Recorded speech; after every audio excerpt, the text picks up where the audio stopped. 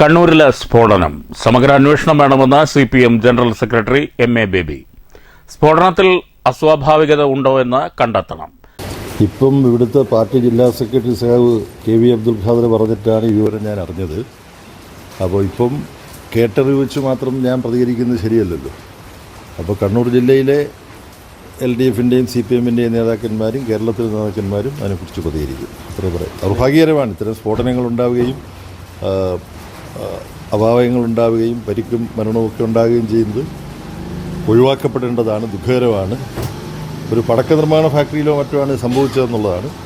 അപ്പം പ്രത്യക്ഷത്തിൽ കാണുന്നതിനപ്പുറം ഇതുമായി ബന്ധപ്പെട്ട എന്തെങ്കിലും ഉണ്ടോ എന്നുള്ള കാര്യം പോലീസ് അന്വേഷിച്ച് കണ്ടുപിടിക്കും. ഇത്തരം കാര്യങ്ങളിൽ അന്വേഷിച്ച് കുറ്റവാളികളെ കണ്ടുപിടിക്കുന്നതിൽ വളരെ ശുഷ്കാന്തിയോടുകൂടി പ്രവർത്തിക്കുന്ന ഒരു പോലീസാണ് കേരളത്തിൽ എക്കാലത്തും ഉള്ളത്.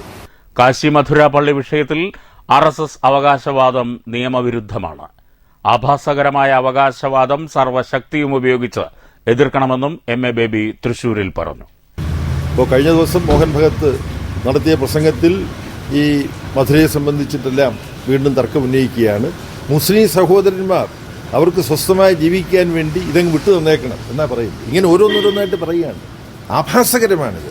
ജനാധിപത്യ മതനിരപേക്ഷ ശക്തികൾ സർവ്വ ശക്തിയും ഉപയോഗിച്ച് ഇതിനെ എതിർക്കണം. മാധ്യമങ്ങൾ ഇക്കാര്യത്തിൽ പ്രധാനപ്പെട്ടൊരു പങ്ക് വഹിക്കണം.